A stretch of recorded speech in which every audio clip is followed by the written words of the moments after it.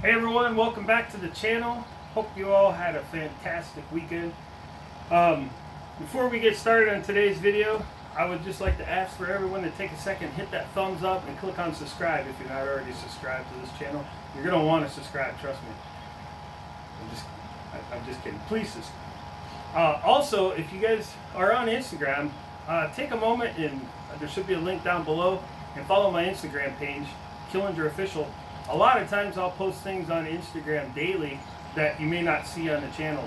So you might be missing out on some, I don't know, axe handle sales or leather sales or new products, or even just my daily life out here on the homestead. So Killinger Official on Instagram, and click that like button.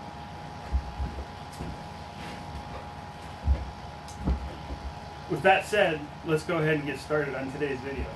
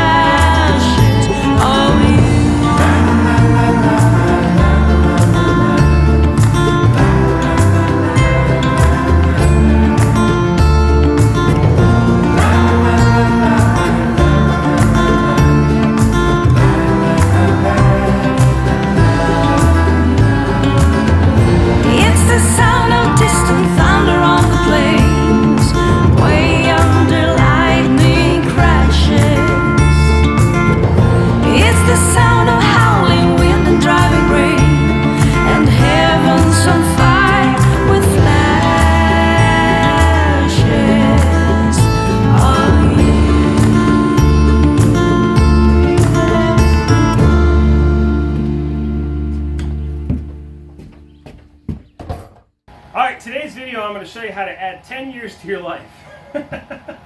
Alright, I'm just kidding. I have no scientific proof that you're going to add 10 years to your life. But I can tell you this. These fuel cans have taken something that was a daunting task and made it simple. It's hard for me to understand at what time did we turn fuel cans into a monster. I remember as a kid, a fuel can just had a little vent on the back and a nozzle on the front, and you poured the fuel in and that was good to go. Well, you can't buy those anymore. Vented fuel cans are obsolete.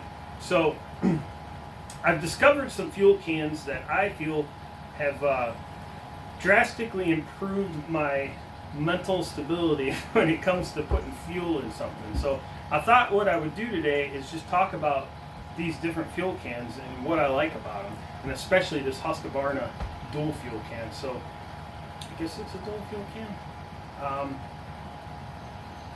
But anyways, let's talk about these different fuel cans and what's so important about them. All right, before we get going on this, quick disclaimer. I have no affiliation with any of these companies. I am not sponsored by anyone.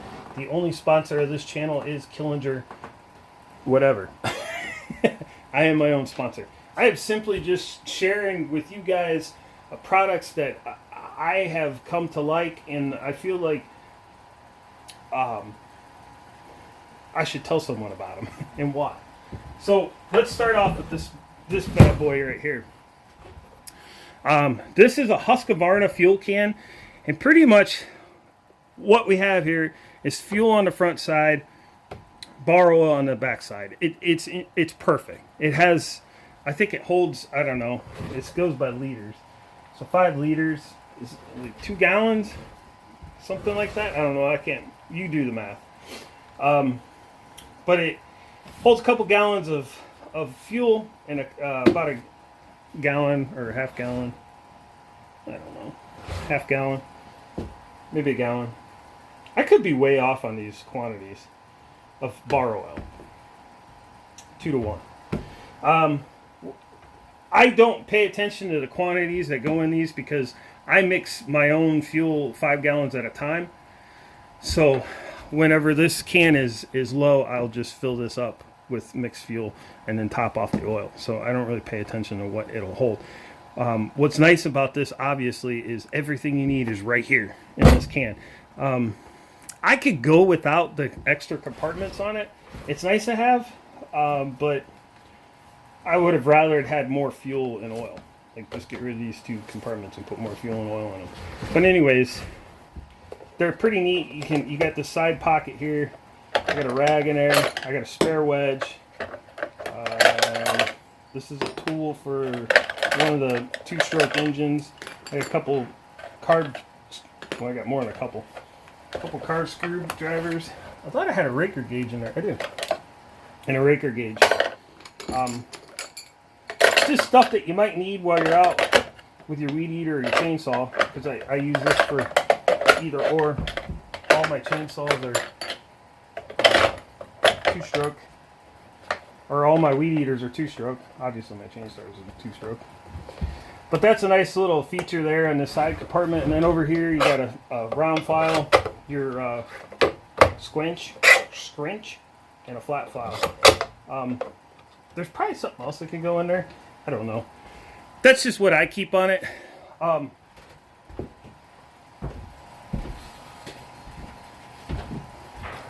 Like I said, I could go without that. I would just put that in a little box or something.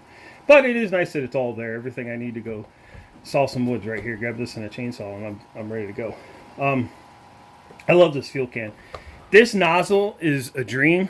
You'll see in the video, it didn't do so well on the chainsaw. The problem is it's under pressure. Probably should have taken this cap off all the way and released all the pressure in the tank, and then fueled it.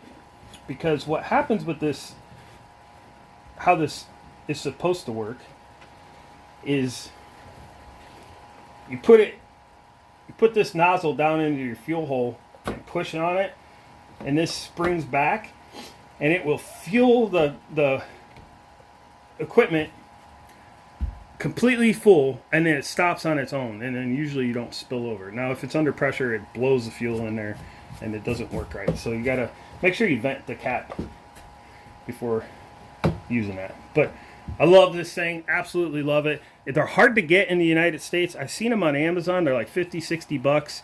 I happened to be in my Husqvarna store one day getting some chainsaw parts, and he had one on the shelf. It was like 50 bucks. I grabbed it. I should have grabbed 2. I don't know if I need 2, but maybe I should have grabbed 2. I kept a fresh one forever. A lot of times if there's something I really like, I'll buy 2 of. One to save and one to use. I'm weird like that. But anyways. Awesome fuel can, especially for small engines. Next up is, these are Eagle safety cans. This one's got a little bird crap on it with a built-in funnel. What's nice about these is the funnel comes off. I need to clean this thing off. The funnel comes off for fueling. It's got a spring latch lid. And I I like the Eagles a little better than the Justrites because with this extra handle here, it makes a nice grip when you're fueling. And I love that the funnel on these is built into the unit. They work perfectly. I can't say enough about it. There's no messing around with anything. You don't have to take anything off or put anything together. It's just grab it and fuel. So I have two of these. One's mixed. The other one's just regular gas. Typically, I buy non-ethanol fuel for all of my small engines. I will buy regular fuel from time to time. I'll run that in the Ford 8N regular fuel. But like the lawnmowers and the weed eaters and chainsaws, backpack blower, all that stuff gets non-ethanol fuel typically. And especially during when I get closer to the fall, I will run only non-ethanol and everything. That way, if there's fuel in the tank over winter, it's non-ethanol, and I don't have to worry about putting Stay-Bil in it or it eating my fuel lines. Ethanol fuel eats your fuel lines on your small engines. That's the biggest problem. And then these are my diesel cans. So the Eagle cans, I'm sorry, let me back up. The Eagle cans can be bought off of Amazon as well. That's where I ordered mine. They were like $35. The Justrite safety cans, these are from Royal King. They're like $35. They're slightly different than the Eagle. The funnel does come off, but on these you don't have to take the funnel completely off to fuel them. They just unclip there and fold out of the way, and then you can just drop your fuel nozzle in. Making a mess. Drop the fuel nozzle in and fuel it up. This does only have a single handle on top. It's usable. It works fine. It's not terrible. I like the Eagles too. Everything's 5-gallon capacity except for that Husqvarna. And you notice these Justrites are taller than the Eagles. I think the Eagles are bigger around on the bottom than they are than the Justrites. So I like the size of the Eagles a little better than the Justrites. But these are all fine. They all work way better than anything we have available to us in plastic. The other nice thing about steel fuel cans is as long as you keep using them and keep fresh fuel in them, they're not going to rust out. What happens is if you let them sit empty and then they dry out and moisture gets in there, they will cause rust and rust out like you see the old jerry cans. But as long as you're using them, they're fine. But that's my arsenal of fuel cans at the moment, and that's what I use. I love these things. Whew, it's hot. Anyways, I hope you guys got something from that. I hope maybe this will help you guys with your fuel can woes. I know I love these fuel cans. I wouldn't have it any other way at this point after discovering these. In the future, I will be buying a transfer tank. I'm not sure how big yet, maybe 30-50 gallon transfer tank that I'll put on a pallet, and I will use that exclusively for diesel, and that way I can get 30 to 50 gallons at a time, have it here on property. I'll just put it on a pallet. I can move it with the tractor and then fuel up as I need. Plus it'll be easier on the tractor, a little bit easier to use a nozzle than it will to lift these cans up. It works, but it'd be a little easier with a fuel nozzle. So hopefully here in the near future I'll grab one of those transfer tanks and get it here on the property, and then I could just load it on my trailer, run down, get fuel, come back, unload it somewhere, and it'll store it and be a quick, easy solution to put fuel in the tractor, because I'll be putting fuel in the tractor a lot. I'm working on a big project over here in the side yard. I'm trying to get this yard. I'm trying to make this a yard. It's just we had some work done last year, and I'll make a separate video on what I'm doing over there. But I put quite a few hours on the RK37 now. I'm at 40 hours total. Bought it with 16. So what is that? 28 hours. Yeah, put 28 hours on that RK37 now. I'm liking it. Um, I'll be up to that 50-hour service in no time. So I'm probably going to go to RK later this week.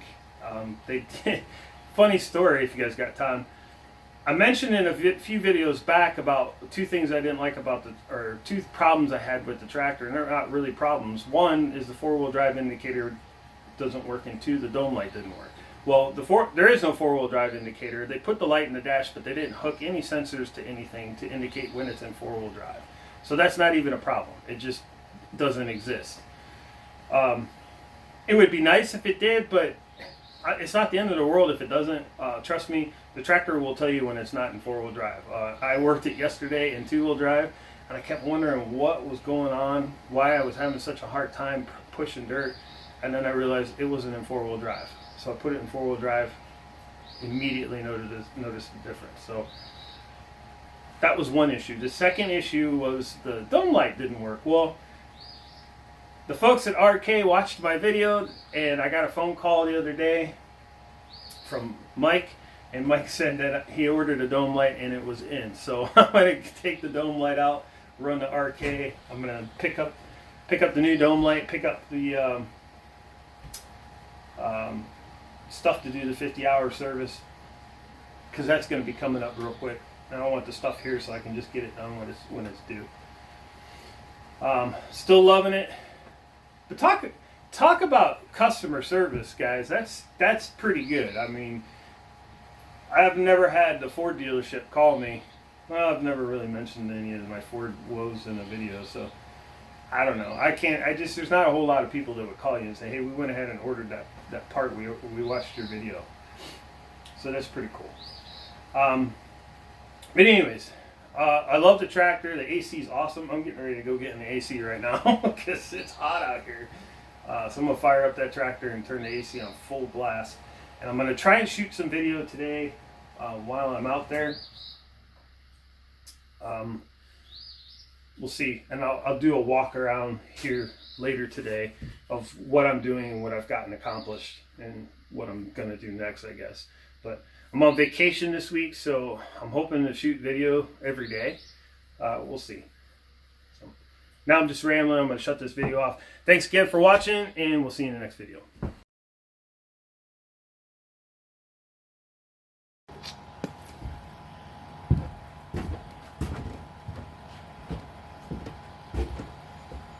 All right.